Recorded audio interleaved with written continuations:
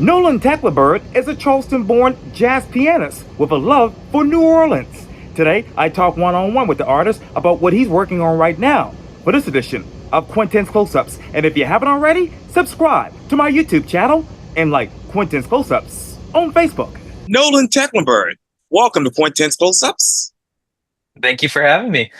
I appreciate it greatly. And needless to say, you are a Charleston-born jazz pianist with a love for New Orleans, obviously. So tell me, Nolan, when it comes to your music, what's new? What's now? So I have a lot of new stuff coming up right now. I'm really excited. July is a really big month for me. Um, I'm actually really, excited to kind of premiere some big news. I actually have my first ever single of music coming out on July 20th. And that'll be coming out on Spotify and all of the major, distributors and everything. If you want to listen to it before the 20th, you can check out my Bandcamp. Just look up my name, and the song is going to be called 27 because I just turned 27 last month, and just seemed appropriate. Yes. Absolutely. I remember being 27 myself many, many years ago. Yeah. Tell me, Nolan, why this single? Why right now? Yeah, right now, just because, you know, I've worked on so many different projects with so many different people all throughout college. I've been like a part of a lot of different records, but like I've never put my own music, out under my own name. I've had bands that I've been a part of and I've released music with them, but nothing solely under my own name. So it just kind of felt like the right time, had some time set aside in the studio to put down, some piano and stuff. So just seemed like the right time, really, really happy with how it turned out. I bet. So Nolan, take me into the studio. Who was Nolan Tecklenburg in the studio when developing this particular single? Yeah, so this is actually I'm here in my studio right now. um this is my piano right here, Yamaha upright, and basically you can't really see it, but right behind the camera I have this large window that kind of just like, and I'm looking out into it right now, and basically it kind of overlooks like some trees and like just birds and all of this nature, and a lot of my writing process kind of um is just me kind of observing nature while I'm like playing piano and kind of taking in this like inspiration of like the birds and all, the squirrels. And I'm really lucky where I live. There's just a lot of birds. I think my neighbors have like a lot of, bird feeders. So I'm just always hearing a bunch of bird songs, and you know that's what I do. I improvise at the piano. When I finally hear like a melody that really like rings true in my brain, then I'll try to put that melody to paper and then record it. Wow. What is the biggest difference about your writing process from when you started to write now? So I'll say in the past, this space is actually still pretty new to me. I only moved here maybe 2 or 3 months ago. Uh, Um, but in the past, I guess I kind of had this idea. Now I'm always recording everything. It doesn't matter what happens. I'm always going to record it. That way it's always in the vault and I can always come back to it later. But kind of in the past, I had this kind of idea that was like, oh, if I play a melody, if it's very memorable, I'm going to remember it later. If it's truly meant to be a song, it'll come to me later. But that doesn't really make as much sense nowadays when I can just record everything at the tap of a button, and yeah, I love it, there's just so much. I have a lot of music also that's like written down, so that's different parts of the process. Sometimes I'll just record it. Sometimes I'll handwrite everything out. Um, I even did when I did the Art of Jazz show last year at the Gibbs Museum. All of that stuff is inspired by the artwork there. So that was another really cool, you know, angle to kind of do songwriting from.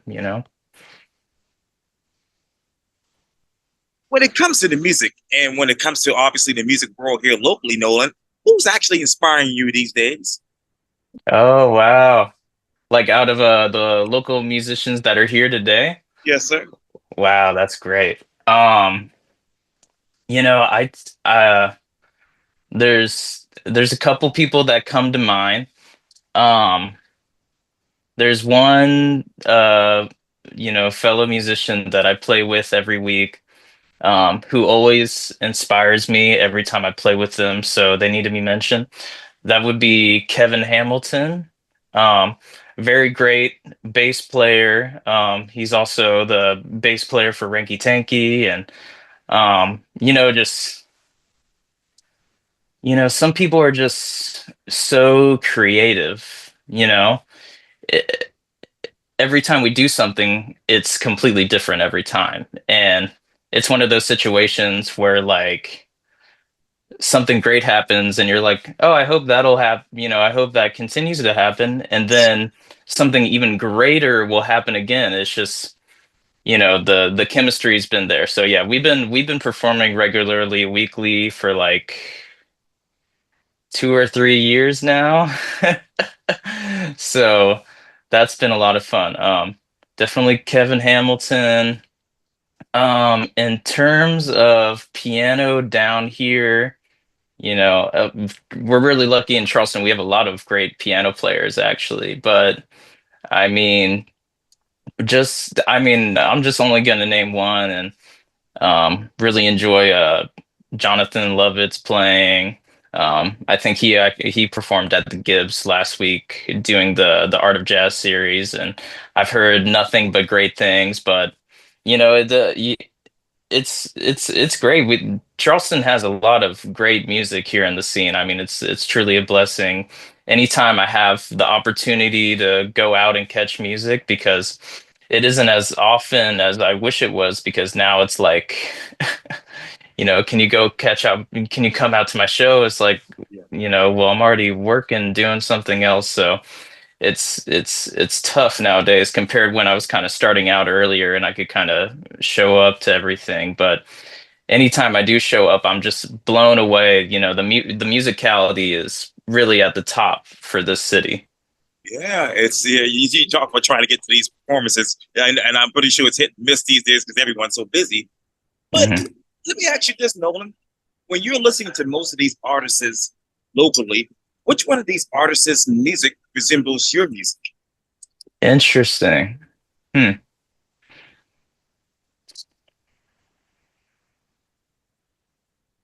I'll be completely honest and just say I don't think there's any local artist that really resembles my music. Um, I think the songs that I create at the piano are completely just a genuine embodiment of me and my background and my kind of history with the piano. You know, which is ever evolving, because I'm a student forever, and I feel like I've been playing the piano now for over 20 years, and I still learn new things every day. So really important to keep an open mind.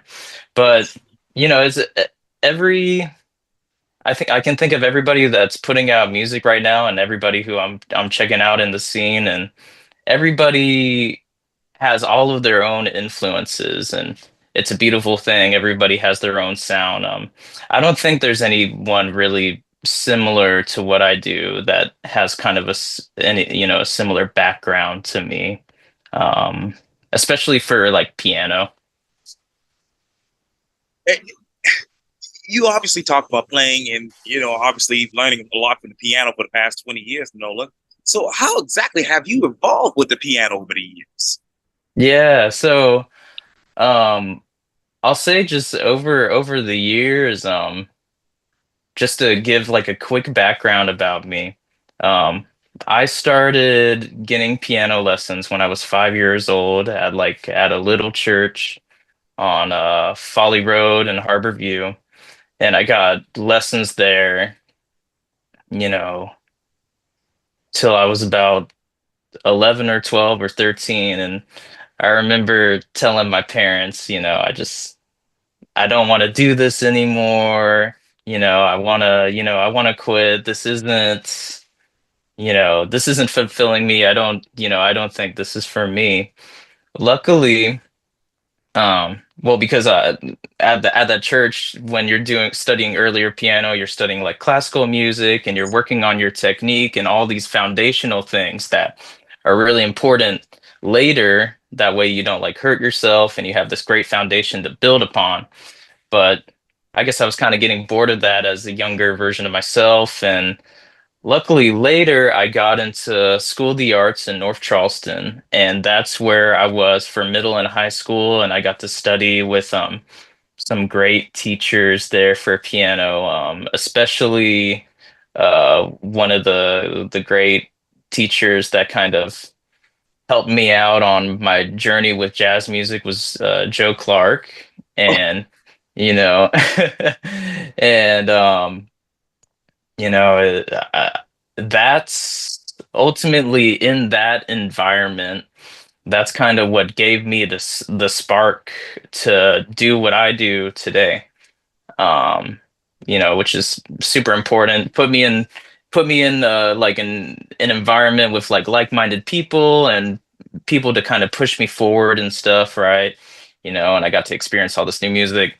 Fast forward after high school, I went to college down in New Orleans over at Loyola University. I got to study with a great professor down there named Matt Limler. And just got to really like hone my craft and work with a lot of different like all-star musicians down there. Got to play at a lot of like cool venues and play at Jazz Fest down there. Continuing to hone my craft and stuff, and then to bring it to the modern day, after college, um I started teaching regularly um, over at Charleston Jazz Academy. And the beautiful thing about teaching is that you're learning things at the same exact time. If a student comes to me and they tell me, I want to work on this, then it's within my best interest to give them the highest quality information that I can give them. And part of that is like staying at the top of your game and, continuing to research, continue to better yourself. So I'm forever a student. Um, I don't think, I know I'll never truly like master the piano or master music because it's an endless journey. yeah, it really is. It really is. What resources do you have now, Nolan, that will help you continue to build your foundation for the next years to come? Yeah, so talking about in my for my earlier foundation with the piano, it was all about classical music and building that technique and stuff, So when I was about 13 or whatever, I was like, "Oh, I'm tired of this. I want to play jazz or something else." Well, I've recently come back to classical music at the piano. For technique, studying some Chopin and a lot of Bach. And I just it's cool. It's a different way to think about and approach music than what I'm typically used to. So it's fun kind of bringing elements of that into what I do with jazz. And just the breadth of work is so deep. I love that too. It's just there's so many different pieces to choose from. All of them work on a different part of the piano, a different way to approach things. um Looking at the Goldberg variations right now with Bach, and that's a challenge that I kind of poke away with every morning. Just continuing to try to build it and build it and build it. So I'm a big believer in slow and steady, deliberate practice is what kind of builds you up and makes you better. Oh, absolutely, absolutely. Now that well, your single's coming out here in the next 2 weeks, so when that single gets released, how will you actually approach music in a different way next? Yeah, so when the single is released, I'm using it kind of as a launch pad to continue to regularly release music, continue to, you know, continue to fulfill that part of my artistry, which is really important. Like I perform live upwards of 4 to 5, 6, 7 days a week. So, um, you know, kind of getting in the studio and recording things kind of ends up in the back of my head, but it's so important because you have people reach out to you and they're like, send me some tunes, or like, oh, okay, you're a piano player. I'm sure you've got some great arrangements or compositions or something. And then you can't send them a Spotify or whatever, you have to send them like, say, like a YouTube video of you playing or something. It's kind of different, kind of a different thing, right? So by releasing this music, I'm kind of using it as a launch pad to continue to release more music. I'm looking to kind of like get my name out there more as like an original artist that has stuff to show, under their name. Because at that Gibbs Museum performance I mentioned earlier, I actually wrote all original music for that. Um, and I think it ended up being like 5 or 6 original tracks, with Kevin Hamilton and Ron Wiltrout on drums. And it's all actually fully recorded as like, a live album if I ever wanted to put it out one day. But, I just it's like it's exciting. It feels like a new journey and a step in the right direction. Most definitely. And you talk about those performances at the Gibbs and other locations around the Low Country and beyond. Which one of those performances do you want to put into your boat, hypothetically speaking, in the next couple of years? Oh, put, like hmm. I mean, I would love to do the Gibbs again. That was great. I had an opportunity to perform with the Charleston Jazz Orchestra last year. I'd love to do that again. Maybe arrange some music for them. That'd be great. Um, I mean, some other stuff around town. I mean, hmm. I'd be on. Those are kind of some of the bigger ones. Anytime I'm playing music, I'm always just super happy and thankful and grateful just to like have the opportunity to share it with somebody and hopefully brighten their day. But I'd also just love to get out of Charleston too and perform a bit as well. Like I think there's the Shiraz Jazz Festival, which is a famous town for Dizzy Gillespie. There's some other stuff in South Carolina. There's Cola Jazz in Columbia and all that. So, I'd love to get connect. I know a couple of those folks, but they know me primarily as like, say, like a piano player or a teacher. It'd be cool now that I'm kind of going to be regularly releasing music to kind of put that foot forward as, like a composer, arranger, and just show my chops. Oh, most definitely. That's going to be very exciting. Going back to your new single that's coming up, that's going to be released on Spotify and other platforms. Which one of those songs, Nolan, though, describes you as a person? For like I'm just releasing one song, Oh, so that's right. That's right. yeah, yeah, yeah. But tell me, I'll ask this, Dan. Which one of your performances from the past describes you as an artist? Yeah. I'd say let me think. Which performances from my past describe me most as an artist? Uh I mean, I'm trying to think of something fresher, but probably the Gibbs show with all of my original music. I mean, that was a really large undertaking for me. I remember it came down to the wire. It was a couple days before the performance, and we're rehearsing the music, and things, aren't going as perfectly as you want them to be. And, there's errors on your part that you need to fix within the music. Um, and it was literally the day of the show. And, I even told the audience, I was like, I'm not sure what's going to happen, but what I'm sure of is that, you know, I've I'm working with some of the greatest musicians in town, Kevin Hamilton and Ron Wiltrout. All of this music it's in its final iteration after multiple versions of iterations. We're all going to try our best to like push it forward and lift it up and make it sound as great as it possibly can.